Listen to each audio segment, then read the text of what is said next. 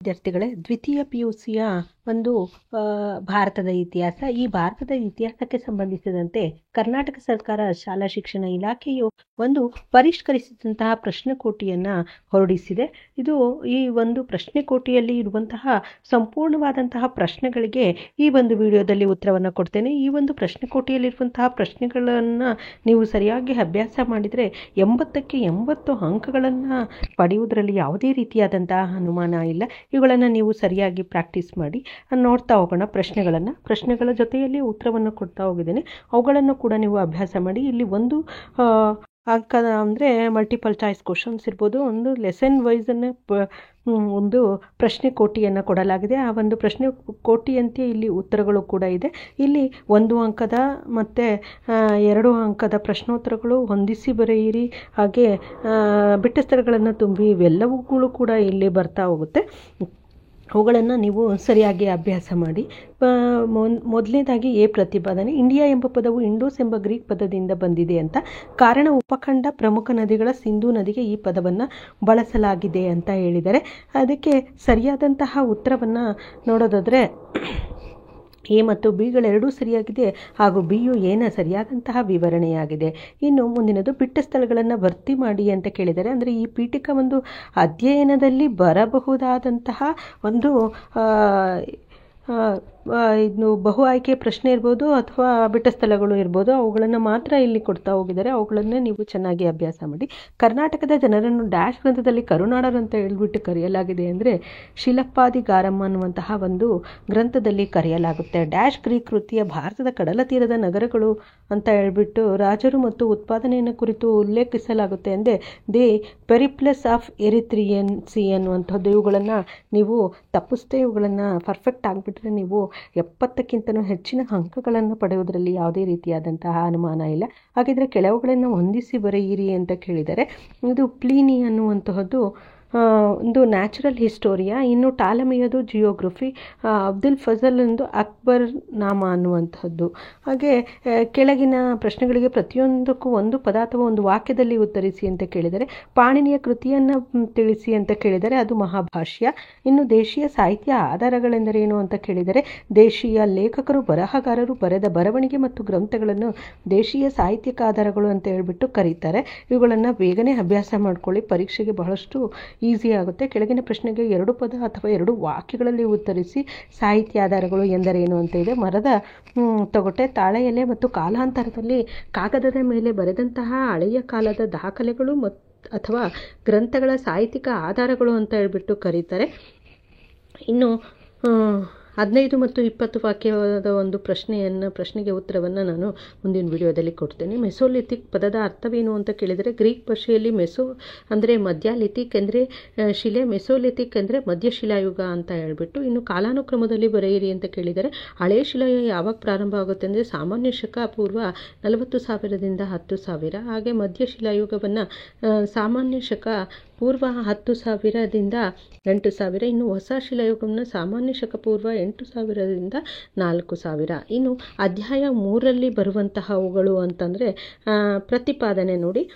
ಸಿಂಧು ನಾಗರಿಕತೆ ಪ್ರಪಂಚದ ಪ್ರಾಚೀನ ನಾಗರಿಕತೆಗಳಲ್ಲಿ ಒಂದಾಗಿದೆ ಅನ್ನುವಂಥದ್ದು. ಅದಕ್ಕೆ ಕಾರಣ, ಇದು ಈಜಿಪ್ಟ್, ಮೆಸೊಪೊಟೇಮಿಯಾ ಮತ್ತು ಚೀನಾ ನಾಗರಿಕತೆಗಳ ಸಮಕಾಲೀನ ನಾಗರಿಕತೆಯಾಗಿದೆ.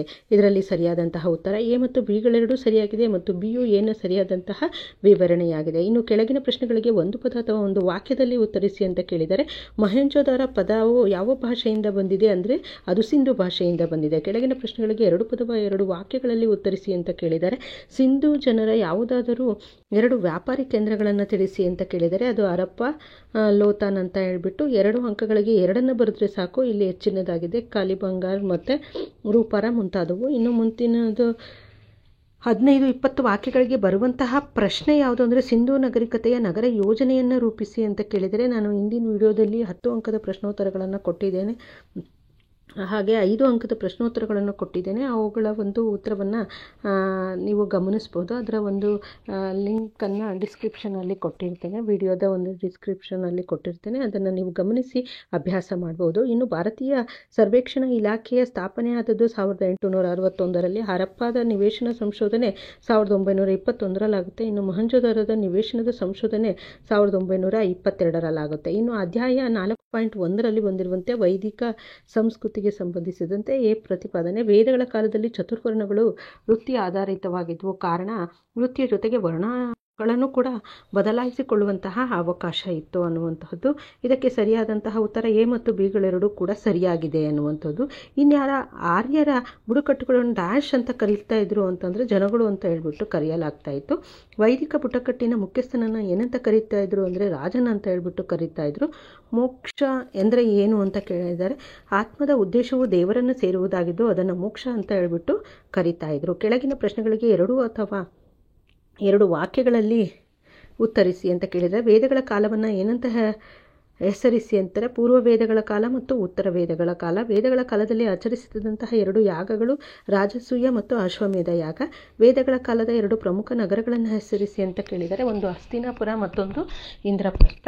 ಆರಂಭಿಕ ವೇದಗಳ ಕಾಲದ 2 ದೇವರುಗಳನ್ನು ಹೆಸರಿಸಿ ಅಂತ ಕೇಳಿದರೆ ಅದು ಇಂದ್ರ, ವರುಣ ಮತ್ತು ಅಗ್ನಿ.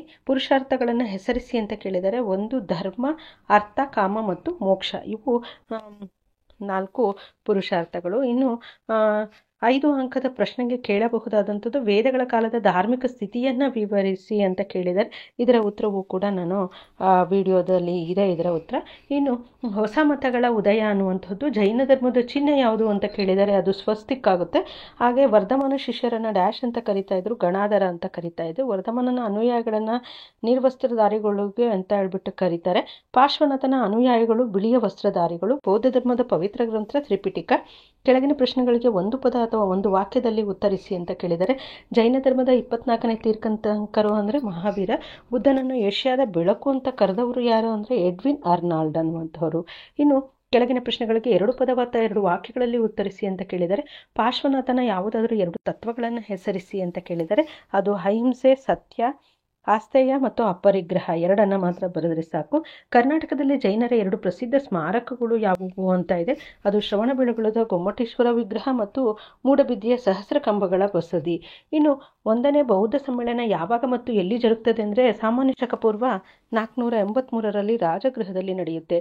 2ನೇ ಬೌದ್ಧ ಸಮ್ಮೇಳನ ಯಾವಾಗ ಮತ್ತು ಎಲ್ಲಿ ಜರುಗಿತು ಅಂದರೆ ಸಾಶ ಪೂರ್ವ 383ರಲ್ಲಿ ವೈಶಾಲಿಯಲ್ಲಿ ನಡೆಯುತ್ತೆ.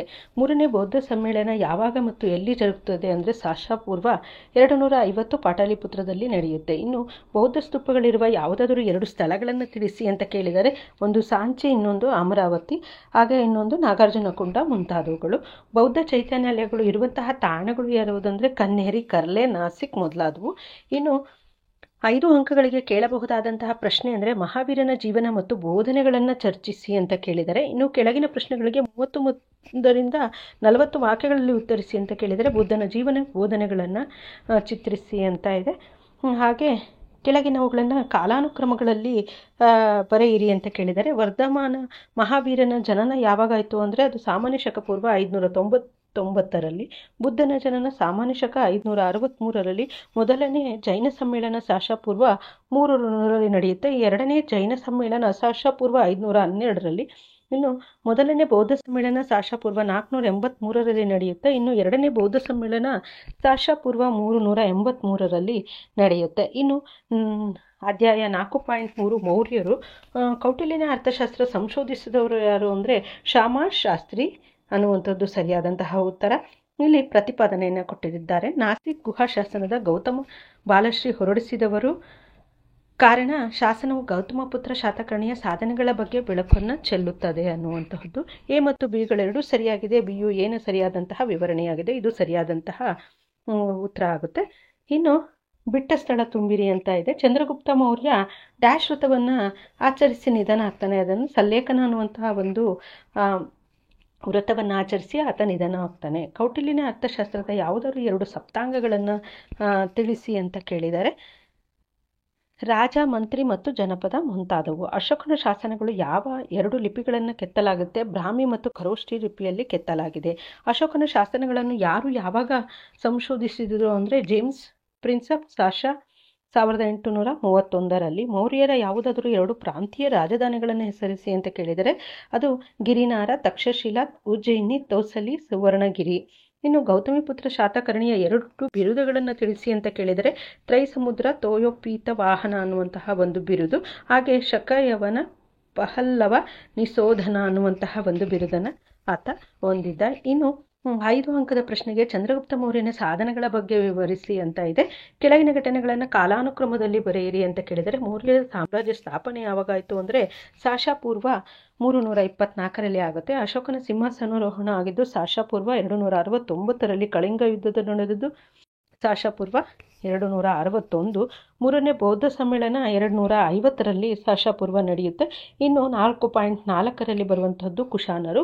ಕುಶಾನರು ಡ್ಯಾಶ್ ಜನಾಂಗಕ್ಕೆ ಸೇರಿದವರಾಗಿರ್ತಾರೆ ಅಂದರೆ ಅವರು ಯೂಚಿ ಜನಾಂಗಕ್ಕೆ ಸೇರಿದವರಾಗಿರ್ತಾರೆ. ಕೆಳಗಿನ ಪ್ರಶ್ನೆಗೆ ಒಂದು ಪದ ಅಥವಾ ಒಂದು ವಾಕ್ಯದಲ್ಲಿ ಉತ್ತರಿಸಿ ಅಂತ ಕೇಳಿದರೆ ಶಕಯುಗದ ಸ್ಥಾಪಕ ಯಾರು ಅಂದರೆ ಅದು ಕಾನಿಷ್ಕ. ಕೆಳಗಿನ ಪ್ರಶ್ನೆಗೆ 2 ಪದ ಅಥವಾ 2 ವಾಕ್ಯಗಳಲ್ಲಿ ಉತ್ತರಿಸಿ ಅಂತ ಕೇಳಿದರೆ ಕಾನಿಷ್ಕ ಚೀನಾದ ಸೇನಾನಿಯನ್ನ ಸೋಲಿಸಿ ವಶಪಡಿಸಿಕೊಂಡ 2 ಪ್ರದೇಶಗಳನ್ನು ತಿಳಿಸಿ ಅಂತ ಕೇಳಿದರೆ ಒಂದು ಕಾಶನಗರ, ಇನ್ನೊಂದು ಯಾರಖಂಡ ಮತ್ತು ಖೋತಾನ್. 5 ಅಂಕದ ಪ್ರಶ್ನೆ ಗಾಂಧಾರ ಕಲಾಶೈಲಿಯ ಪ್ರಮುಖ ಲಕ್ಷಣಗಳನ್ನು ಪಟ್ಟಿ ಮಾಡಿ ಅಂತ ಇದೆ. ಇನ್ನು ಕೆಳಗಿನ ಘಟನೆಗಳನ್ನು ಕಾಲಾನುಕ್ರಮದಲ್ಲಿ ಬರೆಯಿರಿ ಅಂತ ಇದೆ. ಶಕಯುಗದ ಆರಂಭ ಯಾವಾಗುತ್ತೆ ಅಂದರೆ ಶಾಸಕ 78ರಲ್ಲಿ. ಹಾಗೆ 4ನೇ ಬೌದ್ಧ ಸಮ್ಮೇಳನ ಸಾಮಾನ್ಯ ಶಕ 102ರಲ್ಲಿ ನಡೆಯುತ್ತೆ. ಇನ್ನು ಗುಪ್ತರು ಈ ಒಂದು ಅಧ್ಯಾಯಕ್ಕೆ ಸಂಬಂಧಿಸಿದಂತೆ ಸರಿಯಾದ ಜೋಡಣೆಯನ್ನು ಗುರುತಿಸಿ ಅಂತ ಕೊಟ್ಟಿದ್ದಾರೆ. ವಿಶಾಖದತ್ತಂದು ಮುದ್ರಾ ರಾಕ್ಷಸ ಅನ್ನುವಂತಹ ಗ್ರಂಥ. ಇನ್ನು ವಾಗ್ಭಟಂದು ಅಷ್ಟಾಂಗ ಸಂಗ್ರಹ, ಕಾಳಿದಾಸನ ಋತು ಸಂಹಾರ, ವರಾಹಮಿಹಿರ ಅನ್ನುವಂಥದ್ದು ಪಚ್ಚ ಸಿದ್ಧಾಂತ. ಹಾಗೆ ಈ ಮೇಲಿನ ಎಲ್ಲವೂ ಕೂಡ ಸರಿಯಾಗಿದೆ, ಸರಿಯಾದಂಥದ್ದು. ಹಾಗೆ ಕೆಳಗಿನ ಪ್ರಶ್ನೆಗಳಿಗೆ ಒಂದು ಪದ ಅಥವಾ ಒಂದು ವಾಕ್ಯದಲ್ಲಿ ಉತ್ತರಿಸಿ ಅಂತ ಕೇಳಿದರೆ ಅಶ್ವಮೇಧ ಪರಾಕ್ರಮ ಎಂಬ ಬಿರುದು ಹೊಂದಿದಂತಹ ಗುಪ್ತ ದೊರೆ ಯಾರು ಅಂದರೆ ಅದು ಸಮುದ್ರಗುಪ್ತ. ಗುಪ್ತರ 2ನೇ ರಾಜಧಾನಿ ಯಾವುದು ಅಂದರೆ ಅದು ಉಜ್ಜಯಿನಿ. 2 ಆಸ್ಥಾನದಲ್ಲಿ ನವರತ್ನರೆಂಬ ಶ್ರೇಷ್ಠ ಕವಿಗಳಿದ್ದರು, ಅದು 2ನೇ ಚಂದ್ರಗುಪ್ತನ ಆಸ್ಥಾನದಲ್ಲಿ. ಕೆಳಗಿನ ಪ್ರಶ್ನೆಗಳಿಗೆ 2 ಪದ 2 ವಾಕ್ಯಗಳಲ್ಲಿ ಉತ್ತರಿಸಿ ಅಂತ ಇದೆ. ಸಮುದ್ರಗುಪ್ತ ಆಕ್ರಮಿಸಿಕೊಂಡಂತಹ 2 ಅರಣ್ಯ ರಾಜ್ಯಗಳನ್ನು ತಿಳಿಸಿ ಅಂತ ಕೇಳಿದರೆ ಜಬ್ಬಲ್ಪುರ್ ಮತ್ತು ನಾಗ್ಪುರ್. ಸಮುದ್ರಗುಪ್ತ ಆಕ್ರಮಿಸಿಕೊಂಡ 2 ಗಡಿ ರಾಜ್ಯಗಳನ್ನು ತಿಳಿಸಿ ಅಂತ ಕೇಳಿದರೆ ಅಸ್ಸಾಮಿನ ಕಾಮರೂಪ ಮತ್ತು ಬಂಗಾಳದ ಸಮತಟ. ಹಾಗೆ ಮುಂದಿನ ಪ್ರಶ್ನೆ ಕಾಳಿದಾಸನ 2 ನಾಟಕಗಳು ಶಾಕುಂತಲ ಮತ್ತು ಮಾಳವಿಕಾಗ್ನಿಮಿತ್ರ. ಕಾಳಿದಾಸನ 2 ಮಹಾಕಾವ್ಯಗಳನ್ನು ತಿಳಿಸಿ ಅಂತ ಕೇಳಿದರೆ ಒಂದು ರಘುವಂಶ ಹಾಗೂ ಕುಮಾರ ಸಂಭವ. ಆರ್ಯಭಟನ 2 ಕೃತಿಗಳನ್ನು ಹೆಸರಿಸಿ ಅಂತ ಕೇಳಿದರೆ ಸೂರ್ಯ ಸಿದ್ಧಾಂತ ಮತ್ತು ಆರ್ಯಭಟೀಯ. ಗುಪ್ತರ ಕಾಲದ 2 ಪ್ರಸಿದ್ಧ ಚಿತ್ರಕಲಾ ಕೇಂದ್ರಗಳನ್ನು ಹೆಸರಿಸಿ ಅಂತ ಕೇಳಿದರೆ ಅಂದರು ಮಥುರಾ ಮತ್ತು ಬನಾರಸ್, ಪಾಟ್ನಾ ಮತ್ತು ದೇವಗಢ. ಇನ್ನು 15-20 ವಾಕ್ಯಗಳು ಸಮುದ್ರಗುಪ್ತನ ದಿಗ್ವಿಜಯವನ್ನು ವಿವರಿಸಿ ಅಂತ ಕೇಳಿದರೆ ಕೆಳಗಿನ ಘಟನೆಗಳನ್ನು ಕಾಲಾನುಕ್ರಮದಲ್ಲಿ ಬರೆಯಿರಿ ಅಂತ ಕೇಳಿದರೆ ಗುಪ್ತ ಶಕ ಪ್ರಾರಂಭವಾಗಿದ್ದು ಸಾಮಾನ್ಯ ಶಕ 320ರಲ್ಲಿ. ಪಾಹಿಯಾನ ಭಾರತದ ಭೇಟಿಯಾಗಿದ್ದು ಸಾಮಾನ್ಯ ಶಕ 399. ಇನ್ನು ಚೋಳರು ಅನ್ನುವಂತಹ ಒಂದು ಅಧ್ಯಾಯ 4.6ರಲ್ಲಿ ಸಂಗಮ ಯುಗದ ಕಾಲದಲ್ಲಿ ನೀರಾವರಿಯ ಸೌಲಭ್ಯಕ್ಕಾಗಿ ಕಲ್ಲಣೆ ಅಣೆಕಟ್ಟು ಕಟ್ಟಿಸಿದವರು ಯಾರು ಅಂದರೆ ಅದು ಕರಿಕಾಲ ಚೋಳ. ಇನ್ನು ಪ್ರತಿಪಾದನೆ ರಾಜೇಂದ್ರ ಚೋಳನು ಗಂಗೈಕೊಂಡ ಚೋಳ ಎಂಬ ಬಿರುದನ್ನು ಧರಿಸಿ ಚೋಳಗಂಗಾ ಎಂಬ ಕೆರೆಯನ್ನು ಕಟ್ಟಿಸ್ತಾನೆ. ಕಾರಣ ಕೊಟ್ಟಿದ್ದಾರೆ. ಚೋಳ ಸೈನ್ಯವು ಗಂಗಾ ನದಿಯವರೆಗೂ ಹೋಗಿ ಪವಿತ್ರ ಗಂಗಾ ಜಲವನ್ನು ತೆಗೆದುಕೊಂಡು ರಾಜ್ಯಕ್ಕೆ ಹಿಂತಿರುಗಿತು. ಇಲ್ಲಿ ಎ ಮತ್ತು ಬಿಗಳೆರಡೂ ಸರಿಯಾಗಿದೆ ಮತ್ತು ಬಿಯು ಏನು ಸರಿಯಾದಂತಹ ವಿವರಣೆಯಾಗಿದೆ. ಇದಕ್ಕೆ ಸರಿಯಾದಂತಹ ಉತ್ತರ ಸಿ. ಇನ್ನು ಬಿಟ್ಟ ಸ್ಥಳ ಉತ್ತರ ಮೇರೂರು ಶಾಸನವು ಡ್ಯಾಶ್ ಹೊರಡಿಸಿದವರು ಅಂದರೆ 1ನೇ ಪಾರಾಂತಕ. ಇನ್ನು 5 ಅಂಕಕ್ಕೆ ಕೇಳಬಹುದಾದಂತಹ ಪ್ರಶ್ನೆ ಚೋಳರ ಗ್ರಾಮಾಡಳಿತವನ್ನು ವರ್ಣಿಸಿ ಅಂತ ಕೇಳಿದರೆ ಮುಂದಿನದು ಕೆಳಗಿನ ಘಟನೆಗಳನ್ನು ಕಾಲಾನುಕ್ರಮದಲ್ಲಿ ಬರೆಯಿರಿ. ಉತ್ತರ ಮೇರೂರು ಶಾಸನ ಪ್ರಾರಂಭವಾದದ್ದು ಸಾಮಾನ್ಯ ಶಕ 921ರಲ್ಲಿ ಸಿಗುತ್ತೆ. ಇನ್ನು ಬೃಹದೇಶ್ವರ ದೇವಾಲಯದ ನಿರ್ಮಾಣ ಆದಂಥದ್ದು ಸಾಮಾನ್ಯ ಶಕ 1009. ಇನ್ನು ತಕ್ಕೋಳಂ ಕದನ ನಡೆದದ್ದು 949 ಸಾಮಾನ್ಯ ಶಕ. ಹಾಗೆ ಮುಂದಿನದು 4.7ರಲ್ಲಿ ವರ್ಧಮಾನ ಮತ್ತು ಆರಂಭಿಕ ಚಾಲುಕ್ಯರ ಪಲ್ಲವರು ಅನ್ನುವಂಥದ್ದು ಎ ಪ್ರತಿಪಾದನೆ. ಹರ್ಷವರ್ಧನನು ಉತ್ತರ ಪ್ರದೇಶನೆಂದು ಬಿರುದಾಂಕಿತಗೊಂಡನು. ಕಾರಣ ಇವನು ಉತ್ತರ ಭಾರತದ ರಾಜ್ಯಗಳನ್ನು ಗೆದ್ದು ತನ್ನ ಆಧಿಪತ್ಯವನ್ನು ಸ್ಥಾಪಿಸಿದ. ಇದಕ್ಕೆ ಸರಿಯಾದಂಥದ್ದು ಎ ಮತ್ತು ಬಿಗಳೆರಡೂ ಸರಿಯಾಗಿವೆ ಮತ್ತು ಬಿಯು ಎನ ಸರಿಯಾದಂತಹ ವಿವರಣೆ ಆಗಿದೆ. ಹಾಗೆ ಮುಂದಿನದು ಯಾವ ಶಾಸನವು ಯುದ್ಧ ಭೂಮಿಯಲ್ಲಿ ಉರುಳಿ ಬೀಳುತ್ತಿರುವಂತಹ ತನ್ನ ರಣ ಗಜವನ್ನು ಕಂಡು ಹರ್ಷ ಹಾರಿ ಹೋಯಿತು ಅಂದರೆ ಅದು ಐಹೊಳೆಯ ಒಂದು ಶಾಸನ. ಕರ್ನಾಟಕದ ಮೊದಲ ರಾಜಮನೆತನ ಕದಂಬರು. ಚಾಲುಕ್ಯರ ವಾಸ್ತುಶಿಲ್ಪವನ್ನು ಭಾರತೀಯ ದೇವಾಲಯಗಳ ವಾಸ್ತುಶಿಲ್ಪದ ತೊಟ್ಟಿಲು ಅಂತ ಕರೆದವರು ಯಾರು ಅಂದರೆ ಪರ್ಸಿ ಬ್ರೌನ್ ಅನ್ನುವಂತಹವರು. ಸರಿಯಾದಂತಹ ಜೋಡಣೆಯನ್ನು ಗುರುತಿಸಿ ಅಂತ ಕೊಟ್ಟಿದ್ದಾರೆ. ಅದು ಬಾದಾಮಿ ಲಾಟ್ಕನ್ ದೇವಾಲಯ. ಇಲ್ಲಿ ಸರಿಯಾಗಿರುವಂತಹ ಜೋಡಣೆ ಅಂದರೆ ಐಹೊಳೆಯ ದುರ್ಗದ ದೇವಾಲಯ. ಇನ್ನು ಕೆಳಗಿನ ದೇವಾಲಯಗಳಲ್ಲಿ ಯಾವುದು ಪಟ್ಟಕಲ್ಲಿನಲ್ಲಿ ಕಂಡುಬರುವುದು ಅಂತಂದರೆ ಅದು ಮಹಾಕೋಟೇಶ್ವರ ದೇವಾಲಯ. ಪಲ್ಲವರ ರಾಜಧಾನಿ ಯಾವುದು ಅಂದರೆ ಅದು ನಂದಿ. ಹಾಗೆ ಪಲ್ಲವರ ಅಧಿದೇವತೆ ಕಾಮಾಕ್ಷಿ. ವಿಶ್ವಪ್ರಸಿದ್ಧರಾಗಿರುವಂತಹ 7 ಪಗೋಡಗಳು ಕಂಡುಬರುವುದು ಮಹಾಬಲಿಪುರಂನಲ್ಲಿ. ಅದು ಸರಿಯಾದಂತಹ ಉತ್ತರ. ಇನ್ನು ಬಿಟ್ಟ ಸ್ಥಳ ತುಂಬಿರಿ. ಪಲ್ಲವರ ರಾಜಧಾನಿ ಕಂಚಿ. ಪಟ್ಟದ ಕಲ್ಲಿನ ಪ್ರಾಚೀನ ಹೆಸರು ಕಿಸುಹೊಳಲು ಅಂತ ಹೇಳ್ಬಿಟ್ಟು ಕರೆಯಲಾಗ್ತಾ ಇತ್ತು. ಇನ್ನು ಬಾದಾಮಿ ಚಾಲುಕ್ಯರ ಯಾವುದಾದ್ರೂ 2 ಪ್ರಮುಖ ವಾಸ್ತುಶಿಲ್ಪದ ಕೇಂದ್ರಗಳನ್ನು ಹೆಸರಿಸಿ ಅಂತ ಕೇಳಿದರೆ ಅದು ಬಾದಾಮಿ ಮತ್ತು ಐಹೊಳೆ ಪಟ್ಟದಕಲ್ಲು. 2 ಕೇಳಿದರೆ 2 ಬರೆದ್ರೆ ಸಾಕು. ಇನ್ನು ಕೆಳಗಿನ ಪ್ರಶ್ನೆಗಳಿಗೆ 30-40 ವಾಕ್ಯ ಅಂದರೆ 10 ಅಂಕದ ಪ್ರಶ್ನೆ ಇದು. ಇಮ್ಮಡಿ ಪುಲಕೇಶಿಯ ಸಾಧನೆಗಳನ್ನು ವರ್ಣಿಸಿ ಅಂತ ಕೇಳಿದರೆ ನರ್ಮದಾ ನದಿ ಕದನ ಸಾಮಾನ್ಯ ಶಕ 634ರಲ್ಲಿ ನಡೆಯುತ್ತೆ. ಇನ್ನು ಕನೌಜ್ ಧಾರ್ಮಿಕ ಸಭೆ ಸಾಮಾನ್ಯ ಶಕ 643ರಲ್ಲಿ. ಇನ್ನು ಪ್ರಯಾಗ ಬೌದ್ಧ ಮಹಾಸಮ್ಮೇಳನ ಸಾಶ 643ರಲ್ಲಿ. ಶ್ರವಣಬೆಳಗೊಳದ ಗೊಮ್ಮಟೇಶ್ವರ ಮೂರ್ತಿಯ ಸ್ಥಾಪನೆ ಶಕ 983ರಲ್ಲಿ ನಡೆಯುತ್ತೆ. ಇನ್ನು ಮುಂದಿನದು ರಾಷ್ಟ್ರಕೂಟರು. ಎ ಪ್ರತಿಪಾದನೆಯನ್ನು ನೋಡೋಣ. ಅಮೋಘ ವರ್ಷನನ್ನು ರಾಷ್ಟ್ರಕೂಟ ದೊರೆಗಳಲ್ಲಿ ಶ್ರೇಷ್ಠ ದೊರೆ ಅಂತ ಪರಿಗಣಿಸಲಾಗಿದೆ. ಕಾರಣ ಇವನ ಸೈನಿಕ ಸಾಧನೆಗಳಿಗಿಂತ ಸಾಂಸ್ಕೃತಿಕ ಸಾಧನೆಗಳು ಹೆಚ್ಚು ಶ್ರೇಷ್ಠವಾಗಿವೆ ಅಂತ ಎಲ್ಲ ಆಪ್ಷನ್ಸನ್ನು ಕೊಟ್ಟಿದ್ದಾರೆ. ಇದಕ್ಕೆ ಸರಿಯಾದಂಥದ್ದು ಎ ಮತ್ತು ಬಿಗಳೆರಡೂ ಸರಿಯಾಗಿದೆ. ಬಿಯು ಎನ ಸರಿಯಾದಂತಹ ವಿವರಣೆಯಾಗಿದೆ. ಇದು ಸರಿಯಾಗಿದೆ. ಯಾವ ಶಾಸನವು ರಾಜ್ಯದ ಜನರನ್ನು ಕ್ಷಾಮದಿಂದ ಪಾರು ಮಾಡಲು ಅಮೋಘ ವರ್ಷನು ಕೊಲ್ಲಾಪುರದ ಮಹಾಲಕ್ಷ್ಮಿಗೆ ತನ್ನ ಎಡಗೈ ಬೆರಳು ಕತ್ತರಿಸಿ ಅರ್ಪಿಸಿದನೆಂದು ತಿಳಿಸುತ್ತದೆ ಅಂದರೆ ಅದು ಸಂಜಾನ್ ಶಾಸನ. ರಾಷ್ಟ್ರಕೂಟರ ಸಾಮ್ರಾಜ್ಯವು ಜಗತ್ತಿನ 4 ಶ್ರೇಷ್ಠ ಸಾಮ್ರಾಜ್ಯಗಳಲ್ಲಿ ಒಂದಾಗಿದೆ ಎಂದು ಹೇಳಿದಂತಹ ಅರಬ್ ಪ್ರವಾಸಿ ಯಾರು ಅಂದರೆ ಅದು ಸುಲೈಮಾನ್. ಇವುಗಳಲ್ಲಿ ಯಾವುದು ರಾಷ್ಟ್ರಕೂಟರ ವಾಸ್ತುಶಿಲ್ಪದ ಕೇಂದ್ರವಾಗಿದೆ ಅಂದರೆ ಅದು ಪಟ್ಟದಕಲ್ಲು. ಇನ್ನು ಬಿಟ್ಟ ಸ್ಥಳ ತುಂಬಿ ಅಂತ ಇದೆ. ಅಮೋಘ ವರ್ಷನ ದಂಡನಾಯಕ ಯಾರು ಅಂದರೆ ಅದು ಬಂಕೇಶ್. ಹಾಗೆ ಹಳೆಗನ್ನಡದ ಮೊದಲ ಗದ್ಯ ಕೃತಿ ಯಾವುದು ಅಂದರೆ ಅದು ಒಡ್ಡಾರಾಧನೆ. ಇನ್ನು 5 ಅಂಕದ ಪ್ರಶ್ನೆ ಅಮೋಘ ವರ್ಷನ ಸಾಧನೆಗಳನ್ನು ವರ್ಣಿಸಿ ಅಂತ ಕೇಳಿದರೆ ಎಲ್ಲೋರದ ಕೈಲಾಸನಾಥ ದೇವಾಲಯದ ನಿರ್ಮಾಣ ಯಾವಾಗ ಆಯಿತು ಅಂದರೆ ಸಾಮಾನ್ಯ ಶಕ 770ರಲ್ಲಿ. ಮಾನ್ಯಕೇಟಕ್ಕೆ ಅರಬ್ ಪ್ರವಾಸಿ ಸುಲೈಮಾನ್ನ ಭೇಟಿ ಸಾಮಾನ್ಯ ಶಕ 851ರಲ್ಲಿ. ಇನ್ನು ಮುಂದಿನದು ನಂತರದ ಚಾಲುಕ್ಯರು ಮತ್ತು ಹೊಯ್ಸಳರು. ನಂತರದ ಚಾಲುಕ್ಯರನ್ನು ಹೀಗೂ ಕರೆಯುತ್ತಾರೆ ಅಂತಂದರೆ ಕಲ್ಯಾಣ ಚಾಲುಕ್ಯರು ಅಂತ ಹೇಳ್ಬಿಟ್ಟು ಕರೆಯಲಾಗುತ್ತೆ.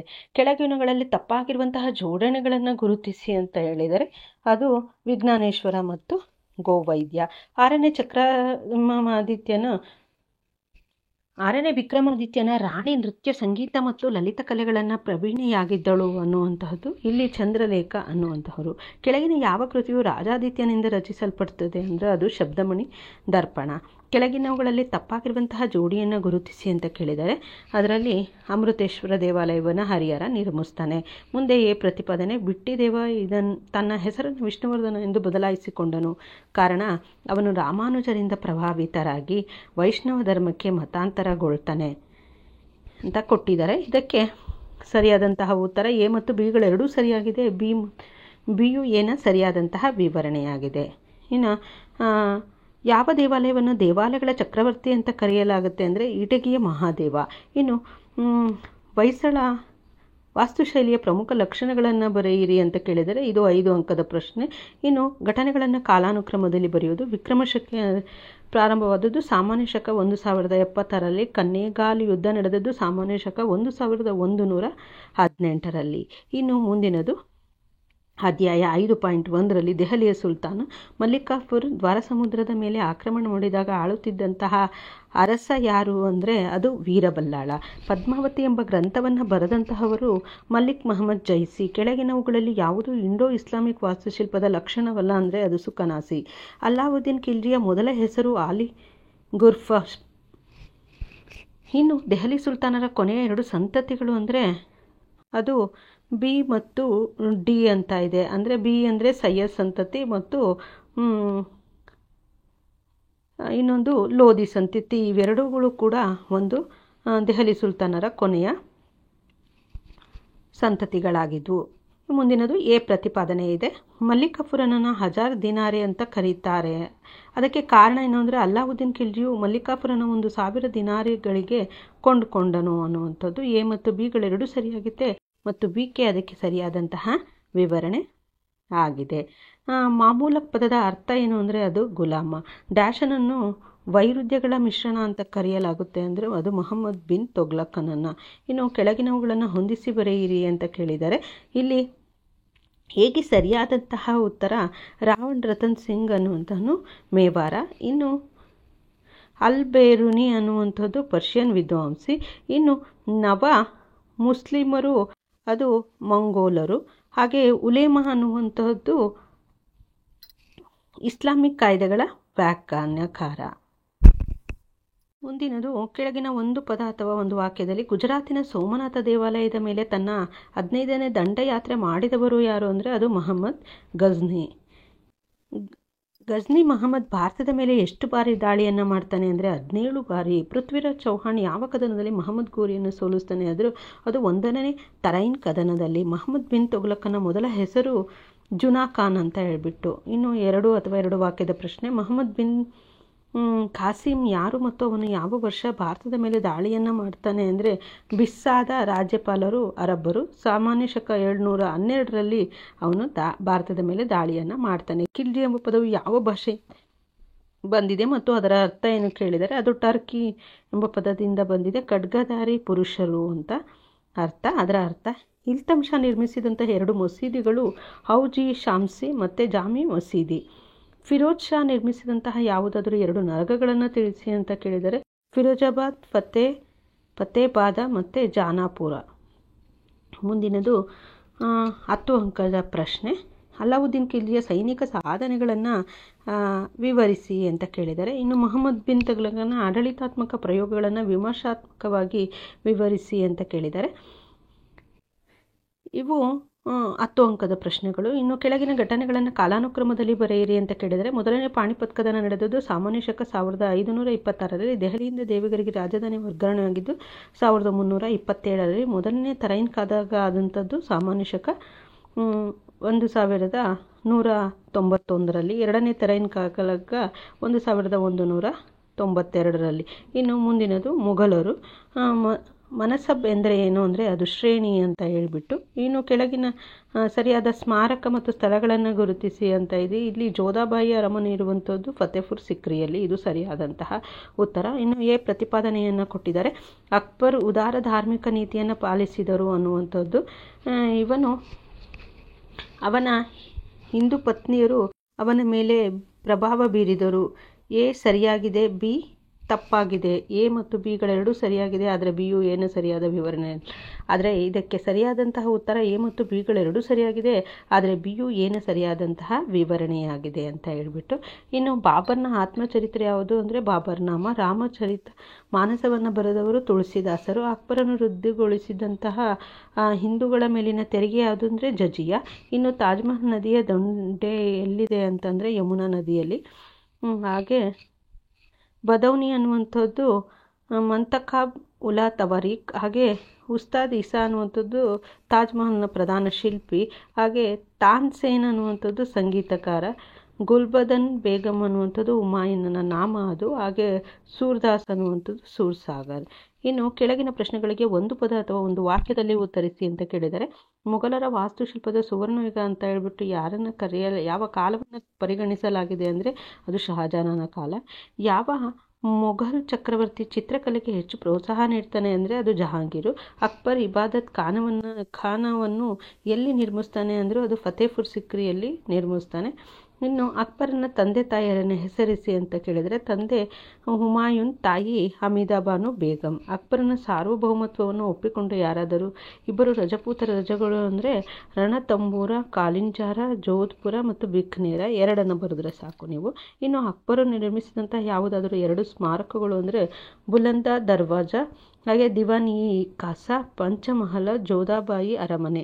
ಇನ್ನು ಜಾಟ್ ಮತ್ತು ಸವಾರ್ ಎಂದರೇನು ಅಂತ ಕೇಳಿದರೆ, ಜಾಟ್ ಎಂದರೆ ಸೈನಿಕರ ಸಂಖ್ಯೆ, ಸವಾರ್ ಎಂದರೆ ಸೈನ್ಯದಲ್ಲಿ ನಿರ್ವಹಿಸುವಂತಹ ನಿರ್ದಿಷ್ಟ ಕುದುರೆ ಸವಾರರ ಸಂಖ್ಯೆ ಅಂತ ಹೇಳ್ಬಿಟ್ಟು. ಇನ್ನು 10 ಅಂಕದ ಪ್ರಶ್ನೆಗೆ ಅಕ್ಬರ್ನ ಸಾಧನೆಯನ್ನು ವಿವರಿಸಿ ಅಂತ ಕೇಳಿದರೆ, ಇನ್ನು ಕಾಲಾನುಕ್ರಮದಲ್ಲಿ ಬರೆಯುವಂಥದ್ದು. ಇದಕ್ಕೆ ಉತ್ತರ ಈ ಇಲಾಹಿ ಸ್ಥಾಪನೆಯಾದದ್ದು ಸಾಮಾನ್ಯ ಶಕ 1582. ಹಲ್ಡಿಘಾಟ್ ಕದನ 1576ರಲ್ಲಿ ನಡೆಯುತ್ತೆ. ಎರಡನೇ ಪಾಣಿಪತ್ ಕದನ ಸಾಮಾನ್ಯ ಶಕ 1556. ಅಕ್ಬರ್ನ ಜನನ ಸಾಮಾನ್ಯ ಶಕ 1542. ಮುಘಲ್ ಸಾಮ್ರಾಜ್ಯ ಸ್ಥಾಪನೆ 1526. ಮುಂದಿನದು ಮರಾಠರ ಏಳಿಗೆ. ಶಿವಾಜಿ ಮತ್ತು ರಾಜ ಸಿಂಗರ ನಡುವೆ ಸಹಿ ಹಾಕಲಾದಂತಹ ಒಪ್ಪಂದ ಪುರಂದರ ಒಪ್ಪಂದ. ಇನ್ನು ಬಿಟ್ಟ ಸ್ಥಳ ತುಂಬಿ ಅಂತ ಇದೆ, ಅದು ಕಾನೋಜಿ ಆಗ್ರಾ ಮತ್ತು ಶಿವಾಜಿಯ ಮಂತ್ರಿಮಂಡಲ ಅಷ್ಟಪ್ರಧಾನ. ಇನ್ನು 5 ಅಂಕದ ಪ್ರಶ್ನೆ ಅಂದರೆ ಶಿವಾಜಿ ಆಡಳಿತದ ಪದ್ಧತಿಗೆ ಒಂದು ಉದಾಹರಣೆ ನೀಡಿ ಅಂತ ಕೇಳಿದರೆ, ಕೆಳಗಿನ ಘಟನೆಗಳನ್ನು ಕಾಲಾನುಕ್ರಮದಲ್ಲಿ ಬರೆಯುವಂಥದ್ದು. ಶಿವಾಜಿಯ ಕಿರೀಟಧಾರಣೆ ಯಾವಾಗ ಆಯಿತು ಅಂದರೆ ಅದು ಸಾಮಾನ್ಯ ಶಕ 1674ರಲ್ಲಿ. ಪುರಂದರ ಒಪ್ಪಂದ ಸಾಮಾನ್ಯ ಶಕ 1565ರಲ್ಲಿ. ಇನ್ನು ಮುಂದಿನದು ವಿಜಯನಗರ ಸಾಮ್ರಾಜ್ಯ. ಇದು ಅತ್ಯಂತ ಇಂಪಾರ್ಟೆಂಟ್ ಆಗಿರುವಂತಹ ಒಂದು ಲೆಸನ್. ಹಂಪಿ ಎಂಬ ಪದವು ಪಂಪಾಂಬಿಕಾ ದೇವತೆಯ ಹೆಸರಿನಿಂದ ಬಂದಿದೆ. ಕಾರಣ ಪಂಪಾಂಬಿಕಾ ವಿಜಯನಗರ ಸಾಮ್ರಾಜ್ಯದ ದೇವತೆ ಆಗಿತ್ತು. ಇದಕ್ಕೆ ಸರಿಯಾದಂತಹ ಉತ್ತರವನ್ನು ನೋಡೋಣ. ಎ ಮತ್ತು ಬಿಗಳೆರಡೂ ಸರಿಯಾಗಿದೆ ಮತ್ತು ಬಿಯು ಏನು ಸರಿಯಾದಂತಹ ವಿವರಣೆಯಾಗಿದೆ. ಇನ್ನು ಪ್ರತಿಪಾದನೆಯನ್ನು ನೋಡಿ. ಕೃಷ್ಣದೇವರಾಯನ ವಿಜಯನಗರದ ಸೈನ್ಯಕ್ಕೆ ಪರ್ಷಿಯಾದ ಕುದುರೆಗಳನ್ನು ಪೂರೈಸುವ ಏಕಸ್ವಾಮ್ಯದ ವ್ಯಾಪಾರವನ್ನು ಪೋರ್ಚುಗೀಸರಿಗೆ ಮಂಜೂರು ಮಾಡ್ತಾನೆ. ಕಾರಣ ಸಾಮಾನ್ಯ ಶಕ 1520ರಲ್ಲಿ ರಾಯಚೂರು ಯುದ್ಧದಲ್ಲಿ ಕೋವಿಧಾರಿ ಪೋರ್ಚುಗೀಸರು ವಿಜಯನಗರಕ್ಕೆ ಸಹಾಯ ಮಾಡ್ತಾರೆ. ಎ ಮತ್ತು ಬಿಗಳೆರಡೂ ಸರಿಯಾಗಿದೆ. ಬಿಯು ಸರಿಯಾದಂತಹ ಹೇಗೆ ಸರಿಯಾದಂತಹ ವಿವರಣೆಯಾಗಿದೆ. ಇನ್ನು ಮುಂದಿನ ಒಂದು ಪ್ರತಿಪಾದನೆ. ಕೃಷ್ಣದೇವರಾಯನು ಯವನ ರಾಜ್ಯ ಪ್ರತಿಷ್ಠಾಪನಾಚಾರ್ಯ ಎಂಬ ಬಿರುದನ್ನು ಪಡೆದುಕೊಳ್ತಾನೆ. ಕಾರಣ ಕೃಷ್ಣದೇವರಾಯನ ಬೀದರ್ಗೆ ಹೋಗಿ ಅಲ್ಲಿ ಸೆರೆಯಲ್ಲಿದ್ದ ಬಹುಮಾನ ಸುಲ್ತಾನನ ಬಿಡುಗಡೆಗೆ ಮಾಡಿ ಸಿಂಹಾಸನಕ್ಕೆ ತರ್ತಾನೆ. ಇದು ಎ ಮತ್ತು ಬಿಗಳೆರಡೂ ಸರಿಯಾಗಿದೆ. ಬಿಯು ಏನ ಸರಿಯಾದ ವಿವರಣೆಯಾಗಿದೆ. ಇನ್ನು ರಾಯನು ಬಹುಮುಖ ವ್ಯಕ್ತಿತ್ವವನ್ನು ಹೊಂದಿದ್ದನು. ಅವನ ಮುಖವು ಸಿಡುಬಿನ ಕಲೆಗಳನ್ನು ಹೊಂದಿತ್ತು. ಈ ಹೇಳಿಕೆಯನ್ನು ನೀಡಿದ ಪೋರ್ಚುಗೀಸ್ ಪ್ರವಾಸಿ ಯಾರು ಅಂದರೆ ಡೊಮಿಂಗೋ ಫಯಸ್ ಅನ್ನುವಂತಹವನು. ಕೆಳದಿಯ ನೃಪವಿಜಯ ಕೃತಿಯನ್ನು ಬರೆದವರು ಯಾರು ಅಂದರೆ ಅದು ಲಿಂಗಣ್ಣ. ಕೆಳಗಿನ ಪ್ರಶ್ನೆಗಳಿಗೆ ಒಂದು ಪದ ಅಥವಾ ಒಂದು ವಾಕ್ಯದಲ್ಲಿ ಉತ್ತರಿಸಿ ಅಂತ ಕೇಳಿದರೆ, ವಿಜಯನಗರ ಸಾಮ್ರಾಜ್ಯದ ಆರಂಭದ ರಾಜಧಾನಿ ಯಾವುದಾಗಿತ್ತು ಅಂದರೆ ಅದು ಆನೆಗೊಂದಿ ಆಗಿತ್ತು. ವಿಜಯನಗರ ಸಾಮ್ರಾಜ್ಯವನ್ನು ಆಳಿದ ಮೊದಲ ರಾಜಮನೆತನ ಸಂಗಮ ಮನೆತನ. ಕೃಷ್ಣದೇವರಾಯ ಯಾವ ರಾಜಮನೆತನಕ್ಕೆ ಸೇರಿದವನ ತುಳುವ. ಹಾಗೆ ಒರಿಸ್ಸಾದ ಗಜಪತಿ ಪ್ರತಾಪರುದ್ರನು ರಾಜಧಾನಿ ಯಾವುದಾಗಿತ್ತು ಅಂದರೆ ಅದು ಕಳಿಂಗ. ನಾಯಂಕರ ಪದ್ಧತಿ ಎಂದರೇನು ಅಂದರೆ ಸಾಮಂತರಿಂದ ಆಳಲ್ಪಡುವಂತಹ ಪ್ರಾಂತೀಯ ಆಡಳಿತ. ಕೋರಂಗಲ್ ಎಂಬಲ್ಲಿ ಅಣೆಕಟ್ಟು ನಿರ್ಮಿಸಿದ ವಿಜಯನಗರದ ಅರಸು ಯಾರೆಂದರೆ ಅದು ಕೃಷ್ಣದೇವರಾಯ. ಧೂಳಾಕ್ಷರ ಅಂದರೆ ಮರಳಿನ ಮೇಲೆ ಬರೆಯುವುದು. ಯಲಹಂಕದ ನಾಡಪ್ರಭುಗಳ ಸ್ಥಾಪಕ ಯಾರು ಅಂದರೆ ರಣಭೈರವೇಗೌಡ. ಮೈಸೂರಿನ ಒಡೆಯರ ರಾಜಲಾಂಛನ ಯಾವುದಾಗಿತ್ತು ಅಂದರೆ ಗಂಡಭೇರುಂಡ. ಹಾಗೆ ಮುಂದಿನದು ವಿಜಯನಗರ ಸಾಮ್ರಾಜ್ಯದ 2 ರಾಜಧಾನಿಗಳನ್ನು ಹೆಸರಿಸಿ ಅಂತ ಕೇಳಿದರೆ ಅದು ಹಂಪಿ ಮತ್ತು ಆನೆಗೊಂದಿ. ಇಬ್ಬರು ಸಂಗಮ ಸಹೋದರರನ್ನು ಹೆಸರಿಸಿ ಅಂತ ಕೇಳಿದರೆ ಹರಿಹರ ಮತ್ತು ಬುಕ್ಕ, ಕಂಪಣ್ಣ, ಮಾರಪ್ಪ ಮತ್ತು ಉದ್ದಪ್ಪ. ಕೃಷ್ಣದೇವರನ ತಂದೆ ತಾಯಿಯ ಹೆಸರು ತಂದೆ ನರಸನಾಯಕ, ತಾಯಿ ನಾಗಲಾದೇವಿ. ವಿಜಯನಗರ ಸಾಮ್ರಾಜ್ಯದ ಕಾಲದಲ್ಲಿ ಅಸ್ತಿತ್ವದಲ್ಲಿದ್ದಂತಹ ಯಾವುದಾದರೂ 2 ಶಿಕ್ಷಣ ಕೇಂದ್ರಗಳು ಶೃಂಗೇರಿ, ಹಂಪಿ, ಕುಣಿಗಲ್ ಮತ್ತು ಕೋಡಿಮಠ. ಸಾಮ್ರಾಜ್ಯದ ಕಾಲದ ಯಾವುದಾದರೂ 2 ವಾಸ್ತುಶಿಲ್ಪದ ಕೇಂದ್ರಗಳನ್ನು ಹೆಸರಿಸಿ ಅಂತ ಕೇಳಿದರೆ ಅದು ಹಂಪೆ, ಆನೆಗುಂದಿ ಮತ್ತು ಲೇಪಾಕ್ಷಿ. ಕೆಳದಿ ನಾಯಕ ಮನೆತನದ ಸ್ಥಾಪಕರು ಯಾರು ಅಂದರೆ ಚೌಡಪ್ಪ ಮತ್ತು ಭದ್ರಪ್ಪ. ಮೈಸೂರಿನ ಒಡೆಯ ಮನೆತನದ ಸ್ಥಾಪಕರು ಯದುರಾಯ ಮತ್ತು ಕೃಷ್ಣದೇವರಾಯ. ಇನ್ನು 5 ಅಂಕದ ಪ್ರಶ್ನೆಗೆ ಕೇಳಬಹುದಾದಂಥದ್ದು ವಿಜಯನಗರ ಕುರಿತು ವಿದೇಶಿಯರ ವರದಿಗಳನ್ನು ಬರೆಯಿರಿ ಅಂತ ಕೇಳ್ಬೋದು. ಹಾಗೆ 10 ಅಂಕದ ಪ್ರಶ್ನೆಗಳಿಗೆ ಕೃಷ್ಣದೇವರನ ಸಾಧನೆಗಳನ್ನು ವರ್ಣಿಸಿ ಅಂತ ಕೇಳ್ತಾರೆ. ಇನ್ನು ವಿಜಯನಗರ ಸಾಮ್ರಾಜ್ಯ ಸ್ಥಾಪನೆಯಾಗಿದ್ದು ಸಾಮಾನ್ಯ ಶಕ 1336, ತಾಳಿಕೋಟೆ ಯುದ್ಧ ನಡೆದದ್ದು ಸಾಮಾನ್ಯ ಶಕ 1565, ಬೆಂಗಳೂರು ನಗರ ಸ್ಥಾಪನೆಯಾಗಿದ್ದು ಸಾಮಾನ್ಯ ಶಕ 1537, ಮೈಸೂರಿನ ದಸರಾ ಆರಂಭವಾದದ್ದು ಸಾಮಾನ್ಯ ಶಕ 1610ರಲ್ಲಿ. ನಾಮ ಬರೆದಂತಹವರು ಮುಲ್ಲಾ ನಸೀರುದ್ದೀನ್ ಅನ್ನುವಂತಹವರು. ಇನ್ನು ತಾರೀಖಿ ಫೆರಿಸ್ತಾವನ್ನು ಬರೆದಂಥವರು ಫೆರಿಸ್ತಾ. ಇನ್ನು ಸ್ವಾತಂತ್ರ್ಯವನ್ನು ಘೋಷಿಸಿಕೊಂಡ ಯಾರಾದರೂ ಇಬ್ಬರು ಶಾಹಿ ಸುಲ್ತಾನರು ಅಂದರೆ 2ನೇ ಇಬ್ರಾಹಿಂ ಮತ್ತು ಆದಿಲ್ ಶಾಹಿ, ಮೊಹಮ್ಮದ್ ಆದಿಲ್ ಶಾಹಿ. ಇನ್ನು ಮೊಹಮ್ಮದ್ ಗವಾನನ 2 ಕೃತಿಗಳು ರಿಯಾಜ್ ಉಲ್ ಇನ್ಸಾ ಹಾಗೆ ಮಂಜಿರ್ ಉಲ್ ಇನ್ಸಾ ಅನ್ನುವಂಥದ್ದು. ಬಹುಮನಿ ಸುಲ್ತಾನರ ಯಾವುದಾದ್ರೂ 2 ವಾಸ್ತುಶಿಲ್ಪ ಕೇಂದ್ರಗಳು ಅಂದರೆ ಬೀದರ್ ಮತ್ತು ಗುಲ್ಬರ್ಗ. ಇನ್ನು 5 ಅಂಕದ ಪ್ರಶ್ನೆ ಯಾವ್ದು ಕೇಳಬಹುದು ಅಂದರೆ ಆದಿಲ್ ಶಾಹಿಗಳ ಸಾಹಿತ್ಯ ಹಾಗೂ ವಾಸ್ತುಶಿಲ್ಪದ ಪ್ರಗತಿಯನ್ನು ಕುರಿತು ಚರ್ಚಿಸಿ ಅಂತ ಇದೆ. ಇನ್ನು ಕೆಳಗಿನ ಘಟನೆಗಳನ್ನು ಕಾಲಾನುಕ್ರಮದಲ್ಲಿ ಬರೆಯಿರಿ. ಬಹುಮನಿ ಸಾಮ್ರಾಜ್ಯದ ಸ್ಥಾಪನೆಯಾದದ್ದು ಸಾಮಾನ್ಯ ಶಕ 1347ರಲ್ಲಿ.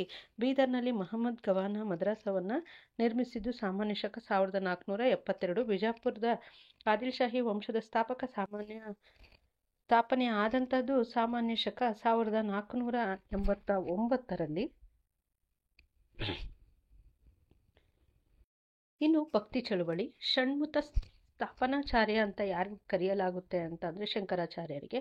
ತಪ್ಪಾದ ಜೋಡಣೆಯನ್ನು ಗುರುತಿಸಿ ಅಂತ ಕೇಳಿದರೆ ಇಲ್ಲಿ ತಪ್ಪಾಗಿರುವಂತಹ ಜೋಡಣೆ ಅಂದರೆ ಶಂಕರಾಚಾರ್ಯ ಮತ್ತು ವಿಶಿಷ್ಟ ಅದ್ವೈತ. ಬಿಟ್ಟ ಸ್ಥಳ ಸುಂಬಿರಿ. ಅದ್ವೈತ ಎಂದರೆ ಏಕತ್ವವನ್ನು ಅಥವಾ ಎರಡಲ್ಲದ್ದು ಅಂತ ಅರ್ಥ.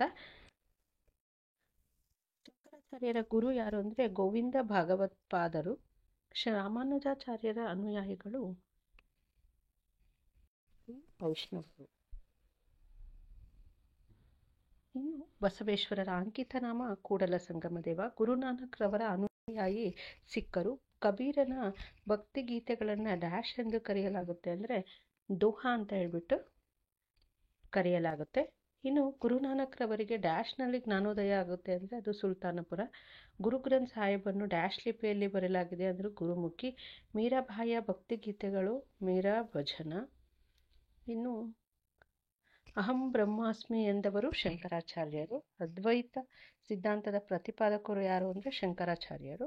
ಹಾಗೆ ರಾಮಾನುಜಾಚಾರ್ಯರ ತಮಿಳುನಾಡು ತೊರೆಯಲು ಕಾರಣರಾದಂತಹ ದೊರೆ ಕುಲೋತ್ತುಂಗ ಚೋಳ. ಹಾಗೆ ಕರ್ನಾಟಕದಲ್ಲಿ ರಾಮಾನುಜಾಚಾರ್ಯರಿಗೆ ಆಶ್ರಯ ನೀಡಿದಂತಹ ರಾಜನು ಯಾರು ಅಂದರೆ ಅದು ವಿಷ್ಣುವರ್ಧನ. ಉಡುಪಿಯಲ್ಲಿ ಶ್ರೀಕೃಷ್ಣನ ವಿಗ್ರಹವನ್ನು ಸ್ಥಾಪಿಸಿದವರು ಮಧ್ವಾಚಾರ್ಯರು. ಅನುಭವ ಮಂಟಪದ ಅಧ್ಯಕ್ಷತೆಯನ್ನು ವಹಿಸುತ್ತಿದ್ದವರು ಅಲ್ಲಮಪ್ರಭು. ಚಿಸ್ತಿ ಪಂಥದ ಸ್ಥಾಪಕರು ಖ್ವಾಜಾ ಅಬ್ದುಲ್ ಚಿಪ್ಟಿ. ಇನ್ನು ರಮಾನಂದರದು ಪ್ರಯಾಗ, ಕಬೀರ್ ಅವರದು ವಾರಣಾಸಿ, ಚೈತನ್ಯ ಬಂಗಾಳ. ಇನ್ನು ಮೊಯಿನುದ್ದೀನ್ ಚಿಸ್ತಿ ಸೂಫಿ ಸಂತ. ಕೆಳಗಿನ ಪ್ರಶ್ನೆಗಳಿಗೆ 2 ಪದ ಅಥವಾ 2 ವಾಕ್ಯಗಳಲ್ಲಿ ಉತ್ತರಿಸಿ ಅಂತ ಕೇಳಿದರೆ ರಾಮಾನುಜಾಚಾರ್ಯರು ಮೋಕ್ಷ ಪಡೆಯಲು ಪ್ರತಿಪಾದಿಸಿದಂತಹ ಭಕ್ತಿ ಮಾರ್ಗದ 2 ಅಂಶಗಳು ಅಂದರೆ ಪ್ರಪತ್ತಿ ಮತ್ತು ಆಚಾರ ಅಭಿಮಾನ. ಬಸವೇಶ್ವರರು ಯಾವಾಗ ಮತ್ತು ಎಲ್ಲಿ ಐಕ್ಯರಾಗ್ತಾರೆ ಅಂದರೆ ಸಾಮಾನ್ಯ ಶಕ 1168 ಕೂಡಲ ಸಂಗಮದಲ್ಲಿ. ಅನುಭವ ಮಂಟಪದ 2 ಮಹಿಳಾ ಪ್ರತಿನಿಧಿಗಳನ್ನು ತಿಳಿಸಿ ಅಂತ ಕೇಳಿದರೆ ಅದು ಅಕ್ಕಮಹಾದೇವಿ, ಲಕ್ಕಮ್ಮ, ನಾಗಾಂಬಿಕಾ ಮತ್ತು ಮುಕ್ತಾಯಕ್ಕ. ಇನ್ನು 5 ಅಂಕದ ಪ್ರಶ್ನೆಗಳು ಕಬೀರ್ ಮತ್ತು ಗುರುನಾನಕರನ್ನು ಕುರಿತು ವಿವರಣೆಯನ್ನು ಬರೆಯುವಂಥದ್ದು. ಹಾಗೆ ಕೆಳಗಿನ ಘಟನೆಗಳನ್ನು ಕಾಲಾನುಕ್ರಮದಲ್ಲಿ ಬರೆಯಿರಿ ಅಂತ ಕೇಳಿದರೆ ಶಂಕರಾಚಾರ್ಯರ ಜನನ ಸಾಮಾನ್ಯ ಶಕ 788. ಇನ್ನು ರಾಮಾನುಜಾಚಾರ್ಯರ ಜನನ ಆದಂಥದ್ದು ಸಾಮಾನ್ಯ ಶಕ 1017. ಮಧ್ವಾಚಾರ್ಯರ ಜನನ ಆದದ್ದು ಸಾಮಾನ್ಯ ಶಕ 1238. ಬಸವೇಶ್ವರರ ಜನನ ಸಾಮಾನ್ಯ ಶಕ 1100. ಯುರೋಪಿಯನ್ನರ ಆಗಮನ. ಕೊಟ್ಟಿರುವಂತಹ ಉತ್ತರದಲ್ಲಿ ಸರಿಯಾದ ಉತ್ತರವನ್ನು ಆರಿಸಿ ಬರೆಯಿರಿ ಅಂತ ಹೇಳಿದರೆ ಭಾರತಕ್ಕೆ ಆಗಮಿಸಿದಂತಹ ಮೊದಲ ಯುರೋಪಿಯನ್ನರು ಅಂದರೆ ಅದು ಪೋರ್ಚುಗೀಸರು. ಸಹಾಯಕ ಸೈನ್ಯ ಪದ್ಧತಿಯ ಬಗೆಗಿನ ಯಾವ ಹೇಳಿಕೆ ಸರಿಯಾಗಿದೆ ಅಂದರೆ ಲಾರ್ಡ್ ಡಾಲ್ಹೌಸಿಯು ಭಾರತದಲ್ಲಿ 1798ರಲ್ಲಿ ಪರಿಚಯಿಸ್ತಾನೆ. ಹಾಗೆ ಯಾವ ಒಪ್ಪಂದಕ್ಕೆ ಸಹಿ ಹಾಕುವ ಮೂಲಕ ಪೇಶ್ವೆಯ ಸಹಾಯಕ ಸೈನ್ಯ ಪದ್ಧತಿಯನ್ನು ಒಪ್ಕೊಂಡ ಅಂತ ಅಂದರೆ ಅದು ಬೆಸ್ಸಿನ್ ಒಪ್ಪಂದ. ಇನ್ನು ಬಿಟ್ಟ ಸ್ಥಳ ತುಂಬಿರಿ. 3ನೇ ಆಂಗ್ಲೋ ಮೈಸೂರು ಯುದ್ಧದ ಸಂದರ್ಭದಲ್ಲಿ ಇದ್ದ ಬ್ರಿಟಿಷ್ ಗವರ್ನರ್ ಜನರಲ್ ಯಾರು ಅಂದರೆ ಲಾರ್ಡ್ ಕಾರ್ನ್ವಾಲಿಸ್. 4ನೇ ಆಂಗ್ಲೋ ಮೈಸೂರು ಯುದ್ಧದ ಸಂದರ್ಭದಲ್ಲಿ ಇದ್ದಂತಹ ಬ್ರಿಟಿಷ್ ಗವರ್ನರ್ ಜನರಲ್ ಯಾರು ಅಂದರೆ ಅದು ಲಾರ್ಡ್ ಡಾಲ್ ಹೌಸಿ. ಲಾರ್ಡ್ ವೆಲ್ಲಸ್ಲಿ ಕೆಳಗಿನ ಪ್ರಶ್ನೆಗಳಿಗೆ ಒಂದು ಪದ ಅಥವಾ ಒಂದು ವಾಕ್ಯದಲ್ಲಿ ಉತ್ತರಿಸಿ. ಭಾರತದಲ್ಲಿ ಪೋರ್ಚುಗೀಸರ ಆಡಳಿತ ಕೇಂದ್ರ ಯಾವುದಾಗಿತ್ತು ಅಂದರೆ ಅದು ಗೋವಾ. ಎರಡನೇ ಕರ್ನಾಟಕ ಯುದ್ಧವನ್ನು ಕೊನೆಗೊಳಿಸಿದಂತಹ ಒಪ್ಪಂದ ಯಾವುದು ಅಂದರೆ ಅದು ಪಾಂಡಿಚೇರಿ. ಮೂರನೇ ಕರ್ನಾಟಕ ಯುದ್ಧವನ್ನು ಕೊನೆಗೊಳಿಸಿದಂತಹ ಒಪ್ಪಂದ ಯಾವುದು ಅಂದರೆ ಅದು ಪ್ಯಾರಿಸ್ ಒಪ್ಪಂದ. ದಸ್ತಕಗಳು ಎಂದರೇನು ಅಂದರೆ ಬಂಗಾಳದಲ್ಲಿ ತೆರಿಗೆ ರಹಿತ ವ್ಯಾಪಾರ ಮಾಡುವಂಥದ್ದು. ಬಕ್ಸರ್ ಕದನದ ನಂತರ ಅಧಿಕಾರಕ್ಕೆ ಬಂದ ಬಂಗಾಳದ ನವಾಬ ಯಾರು ಅಂದರೆ ಮೀರ್ ಜಾಫರ್. ಟಿಪ್ಪು ಸುಲ್ತಾನನ ರಾಜಧಾನಿ ಯಾವುದಾಗಿತ್ತು ಅಂದರೆ ಅದು ಶ್ರೀರಂಗಪಟ್ಟಣ. ಕೆಳಗಿನ ಪ್ರಶ್ನೆಗಳಿಗೆ ಎರಡು ಪದ ಅಥವಾ ಎರಡು ವಾಕ್ಯಗಳಲ್ಲಿ ಉತ್ತರಿಸಿ ಅಂತ ಕೇಳಿದರೆ, ಭಾರತಕ್ಕೆ ಜಲಮಾರ್ಗವನ್ನು ಕಂಡುಹಿಡಿದವರು ಯಾರು ಅಂದರೆ ವಾಸ್ಕೋ ಡಿ ಗಾಮ 1498ರಲ್ಲಿ ಅವನು ಕಂಡುಹಿಡಿತಾನೆ. ಭಾರತದಲ್ಲಿದ್ದ ಯಾರಾದರೂ ಇಬ್ಬರು ಫ್ರೆಂಚ್ ಗವರ್ನರನ್ನು ಹೆಸರಿಸಿ ಅಂತ ಕೇಳಿದರೆ ಅದು ಡೂಪ್ಲೆ ಮತ್ತು ಕೌಂಟಿ ಲ್ಯಾಲಿ ಅನ್ನುವಂಥದ್ದು. ಸರ್ ಥಾಮಸ್ ರೋ ಯಾರ ಆಸ್ಥಾನಕ್ಕೆ ಭೇಟಿಯನ್ನು ನೀಡ್ತಾರೆ ಅಂದರೆ ಅದು ಜಹಾಂಗೀರನ ಆಸ್ಥಾನಕ್ಕೆ ಭೇಟಿಯನ್ನು ನೀಡ್ತಾರೆ. ಕಪ್ಪು ಕೋಣೆ ದುರಂತ ಎಂದರೇನು ಅಂದರೆ ಕಲ್ಕತ್ತಾದ ಆಕ್ರಮಣದ ವೇಳೆಯಲ್ಲಿ ಸಿರಾಜ್ ಉದ್ ದೌಲನು 146 ಜನ ಇಂಗ್ಲಿಷರನ್ನು ಬಂಧಿಸಿದನೆಂದು ಹೇಳಲಾಗಿದೆ. ಕೈದಿಗಳು 15x18 ಅಡಿ ಕೋಣೆಯಲ್ಲಿ ಹಾಕ್ತಾನೆ. ಅವರಲ್ಲಿ 123 ಜನ ಉಸಿರುಗಟ್ಟಿ ಮರಣವನ್ನು ಹೊಂದಿದ್ರು ಮತ್ತು 23 ಜನ ಮಾತ್ರ ಬದುಕೊಳ್ತಾರೆ. ಈ ಘಟನೆಯನ್ನು ಕಪ್ಪು ಕೋಣೆ ದುರಂತ ಅಂತ ಹೇಳ್ಬಿಟ್ಟು ಕರೆಯಲಾಗುತ್ತೆ. ಇನ್ನು ಬಾಕ್ಸರ್ ಕದನ ಯಾರ ನಡುವೆ ನಡೆಯುತ್ತೆ ಅಂದರೆ ಅದು ಬಂಗಾಳದ ನವಾಬನ ಮತ್ತು ಬ್ರಿಟಿಷರ ವಿರುದ್ಧ ನಡೆಯುತ್ತೆ. ದತ್ತು ಮಕ್ಕಳಿಗೆ ಹಕ್ಕಿಲ್ಲ ಅನ್ನುವಂತಹ ನೀತಿ ಅಂದ್ರೇನು ಅಂದರೆ ಈ ನೀತಿಯ ಪ್ರಕಾರ ಅಧೀನಕ್ಕೆ ಒಳಪಟ್ಟ ರಾಜ್ಯದ ರಾಜ ಸ್ವಾಭಾವಿಕ ವಾರಸುದಾರನಿಲ್ಲದೆ ಸತ್ತರೆ ಆ ರಾಜ್ಯವು ಇಂಗ್ಲಿಷರ ಆಧಿಪತ್ಯಕ್ಕೆ ಸೇರ್ತಾ ಇತ್ತು. ಇದು ಮುಂದಿನದು 5 ಅಂಕದ ಪ್ರಶ್ನೆ. ಬ್ರಿಟಿಷರೊಂದಿಗೆ ಟಿಪ್ಪುವಿನ ಹೋರಾಟವನ್ನು ಚರ್ಚಿಸ್ತಾ ಇದೆ. ಇನ್ನು ಘಟನೆಗಳನ್ನು ಕಾಲಾನುಕ್ರಮದಲ್ಲಿ ವಾಂಡಿವಾಶ್ ಕದನ ಸಾಮಾನ್ಯ ಶಕ 1762ರಲ್ಲಿ ನಡೆಯುತ್ತೆ. ಪ್ಲಾಸಿ ಕದನ ಸಾಮಾನ್ಯ ಶಕ 1757ರಲ್ಲಿ ನಡೆಯುತ್ತೆ. ಇನ್ನು ಬಾಕ್ಸರ್ ಕದನ ಸಾಮಾನ್ಯ ಶಕ 1764ರಲ್ಲಿ ನಡೆಯುತ್ತೆ. ಎಕ್ಸ್ಲಾ ಚಾಪೆಲ್ ಒಪ್ಪಂದ ಸಾಮಾನ್ಯ ಶಕ 1748, ಮದ್ರಾಸ್ ಒಪ್ಪಂದ ಸಾಮಾನ್ಯ ಶಕ 1769, ಮಂಗಳೂರು ಒಪ್ಪಂದ ಸಾಮಾನ್ಯ ಶಕ 1784, ಶ್ರೀರಂಗಪಟ್ಟಣ ಒಪ್ಪಂದ ಸಾಮಾನ್ಯ ಶಕ 1792, ಸಾಲ್ಬಾಯ್ ಒಪ್ಪಂದ ಸಾಮಾನ್ಯ ಶಕ 1782ರಲ್ಲಿ. ಇನ್ನು ಸಹಾಯಕ ಸೈನ್ಯ ಪದ್ಧತಿ 1798ರಲ್ಲಿ ನಡೆಯುತ್ತೆ. ದತ್ತು ಮಕ್ಕಳಿಗೆ ಹಕ್ಕಿಲ್ಲ ಅನ್ನುವಂತಹ ನೀತಿ ಸಾಮಾನ್ಯ ಶಕ 848ರಲ್ಲಿ ನಡೆಯುತ್ತೆ. ಮುಂದಿನದು ಭಾರತದ ಪ್ರಥಮ ಸ್ವಾತಂತ್ರ್ಯ ಸಂಗ್ರಾಮ, ಅದು 1857. ಆ ದಂಗೆಯನ್ನು ರಾಷ್ಟ್ರೀಯವಾದಿಗಳು ಅಂತ ಕರೆದಿರುವಂಥದ್ದು ಯಾರು ಅಂದರೆ ಅದು ಭಾರತದ ಪ್ರಥಮ ಸ್ವಾತಂತ್ರ್ಯ ಸಂಗ್ರಾಮ. ಮುಂದಿನದು ಪ್ರತಿಪಾದನೆ. ಹಿಂದೂ ಮತ್ತು ಮುಸ್ಲಿಂ ಸೈನಿಕರು ಹೊಸ ಎಲ್ಫೀಲ್ಡ್ ಬಂದೂಕನ್ನು ಉಪಯೋಗಿಸಲು ನಿರಾಕರಿಸಿದರು. ಕಾರಣ ತೋಟಗಳ ಮೇಲೆ ಹೊದಿಕೆಯನ್ನು ಹಲ್ಲಿನಿಂದ ಹರಿದು ತೆಗೆದು ಬಂದೂಕಿನೊಳಗೆ ಹಾಕಲಾಗ್ತಾ ಇತ್ತು. ಎ ಮತ್ತು ಬಿ ಎರಡೂ ಸರಿಯಾಗಿದೆ. ಬಿಯು ಏನ ಸರಿಯಾದಂತಹ ವಿವರಣೆಯಾಗಿದೆ. ಕೊನೆಯ ಮುಘಲ್ ಬಾದ್ಶಾಹ ಯಾರು ಅಂದರೆ 2ನೇ ಬಹದ್ದೂರ್ ಶಾ. ಹಾಗೆ ಮುಂದಿನದು ಭಾರತದ ಕೊನೆಯ ಸಾಮ್ರಾಟ ಯಾರು ಅಂದರೆ 2ನೇ ಬಹದ್ದೂರ್ ಶಾ. ಕೆಳಗಿನ ಪ್ರಶ್ನೆಗೆ ಎರಡು ಪದ ಅಥವಾ ಎರಡು ವಾಕ್ಯ. 1857ರ ದಂಗೆಯಲ್ಲಿ ಬ್ರಿಟಿಷ್ ವಿರುದ್ಧ ದಂಗೆ ಎದ್ದ ಯಾರಾದರೂ ಇಬ್ಬರು ರಾಣಿಯರು ಅಂತಂದರೆ ಬೇಗಂ ಹಜರತ್ ಮಹಲ್ ಮತ್ತು ಝಾನ್ಸಿ ರಾಣಿ ಲಕ್ಷ್ಮೀಬಾಯಿ. ಇನ್ನು 10 ಅಂಕದ ಪ್ರಶ್ನೆ ಅಂದರೆ ಭಾರತದ ಪ್ರಥಮ ಸ್ವತಂತ್ರ ಸಂಗ್ರಾಮಕ್ಕೆ ಕಾರಣಗಳನ್ನು ಮತ್ತು ಪರಿಣಾಮಗಳನ್ನು ವರ್ಣಿಸಿ ಅಂತ ಕೇಳಿದರೆ, ಮುಂದಿನದು ಕೆಳಗಿನ ಘಟನೆಗಳನ್ನು ಕಾಲಾನುಕ್ರಮದಲ್ಲಿ ಬರೆಯಿರಿ ಅಂತ ಇದೆ. ದಿ ಜನರಲ್ ಸರ್ವಿಸ್ ಎನ್ಲಿಸ್ಟ್ಮೆಂಟ್ ಆ್ಯಕ್ಟು ಸಾಮಾನ್ಯ ಶಕ 1850. ವಿಕ್ಟೋರಿಯಾ ರಾಣಿಯ ಘೋಷಣೆಯಾದಂಥದ್ದು ಸಾಮಾನ್ಯ ಶಕ 1858. ಇನ್ನು ಆರ್ಥಿಕತೆ ಮತ್ತು ಶಿಕ್ಷಣದ ಮೇಲೆ ಬ್ರಿಟಿಷ್ ಆಡಳಿತದ ಪ್ರಭಾವ. ಜಮೀನ್ದಾರಿ ಪದ್ಧತಿಯ ಪ್ರಕಾರ ಜಮೀನ್ದಾರರಿಗೆ ಶಾಶ್ವತವಾಗಿ ಭೂ ಮಾಲೀಕತ್ವವನ್ನು ಕೊಡಲಾಯಿತು. ಜಮೀನ್ದಾರರು ರೈತರ ಸಹಾಯದಿಂದ ಸಾಗುವಳಿ ಮಾಡಿಸ್ತಾ ಇದ್ರು. ಒಟ್ಟು ಸಂಗ್ರಹಿಸಿದಂತಹ ಕಂದಾಯದಲ್ಲಿ 89% ಸರ್ಕಾರಕ್ಕೆ ಕೊಡಬೇಕಾಗಿತ್ತು. ಈ ಪದ್ಧತಿಯು ಸರ್ಕಾರಕ್ಕೆ ನಿಯಮಿತವಾದಂತಹ ಆದಾಯವನ್ನು ತಂದುಕೊಟ್ಟಿತ್ತು. ಇದಕ್ಕೆ ಸರಿಯಾದಂತಹ ಉತ್ತರ ಎ ಮತ್ತು ಬಿ ಸಿ ಡಿಗಳು ಸರಿಯಾಗಿವೆ ಅಂತ. ಮುಂದಿನದು ಕೆಳಗಿನ ಪ್ರಶ್ನೆಗಳಿಗೆ 2 ಅಥವಾ 2 ವಾಕ್ಯ. ಸೋರಿಕ ಸಿದ್ಧಾಂತ ಅಂದರೆ ಏನು ಅಂತ ಇದೆ. ಅದು ಭಾರತ ಮತ್ತು ಸಂಪತ್ತು ಮತ್ತು ಸಂಪನ್ಮೂಲಗಳು ಯಾವುದೇ ಆರ್ಥಿಕ ಮತ್ತು ವಸ್ತುರೂಪದ ಸಮಾನ ಆದಾಯ ಅಥವಾ ಲಾಭವಿಲ್ಲದೆ ಇಂಗ್ಲೆಂಡಿಗೆ ಹರಿದು ಹೋದದ್ದು. ರೈತವಾರಿ ಪದ್ಧತಿಯ ಯಾವುದಾದರೂ 2 ಕರಾರುಗಳು ಅಂದರೆ ಈಸ್ಟ್ ಇಂಡಿಯಾ ಕಂಪನಿಯು ರೈತರು ನೇರ ಒಪ್ಪಂದ ಮಾಡಿಕೊಂಡಿದ್ದು. ರೈತರು ನಿಗದಿತ 50% ಕಂದಾಯವು ನಿಯಮಿತವಾಗಿ ಕೊಡಬೇಕಾಗಿತ್ತು. ಇನ್ನು ಮಹಲ್ವಾರಿ ಪದ್ಧತಿಯ ಯಾವುದಾದರೂ 2 ಕರಾರುಗಳು ಅಂದರೆ ಮಹಲನ್ನೊಳಗಿನ ಕೃಷಿಕರು ಭೂಮಾಲೀಕರೊಂದಿಗೆ ಪರಿಗಣಿಸುವುದು. ಕಂದಾಯವನ್ನು 50% ರಿಂದ 60ರವರೆಗೆ ನಿಗದಿಗೊಳಿಸಲಾಗ್ತಾ ಇತ್ತು. ಇಂಗ್ಲಿಶಿನ ಶಿಕ್ಷಣದ ಮಾಧ್ಯಮವಾಗಬೇಕು ಅಂತ ಪ್ರತಿಪಾದಿಸಿದಂತಹ ಮೆಕಾಲೆಯ ಉದ್ದೇಶ ಏನಾಗಿತ್ತು ಅಂದರೆ ರಕ್ತ ಮತ್ತು ಬಣ್ಣದಲ್ಲಿ ಭಾರತೀಯ, ಆದರೆ ಅಭಿರುಚಿ, ಹವ್ಯಾಸ ಮತ್ತು ಬುದ್ಧಿಮತ್ತೆಯಲ್ಲಿ ಇಂಗ್ಲಿಷರಂತಹ ವರ್ಗವನ್ನು ಸೃಷ್ಟಿಸಲು ಅವನು ಉದ್ದೇಶಿಸಿದ್ದ. ಇನ್ನು 5 ಅಂಕದ ಪ್ರಶ್ನೆ, ಬ್ರಿಟಿಷ್ ಆಡಳಿತವು ಭಾರತೀಯ ಶಿಕ್ಷಣದ ಮೇಲೆ ಬೀರಿದ ಪ್ರಭಾವವನ್ನು ಕುರಿತು ಬರೆಯಿರಿ ಅಂತ ಕೇಳಿದರೆ, ಮುಂದಿನದು ಘಟನೆಗಳನ್ನು ಕಾಲಾನುಕ್ರಮದಲ್ಲಿ ಬರೆಯುವಂಥದ್ದು. ಶಾಶ್ವತ ಕಂದಾಯ ಪದ್ಧತಿಯನ್ನು ಸಾಮಾನ್ಯ ಶಕ 1793ರಲ್ಲಿ ಬರುತ್ತೆ. ಮೆಕಾಲೆ ವರದಿ ಪ್ರಾರಂಭವಾದ್ದು ಸಾಮಾನ್ಯ ಶಕ 1835ರಲ್ಲಿ. ವರ್ಡ್ಸನ ವರದಿ ಸಾಮಾನ್ಯ ಶಕ 1854.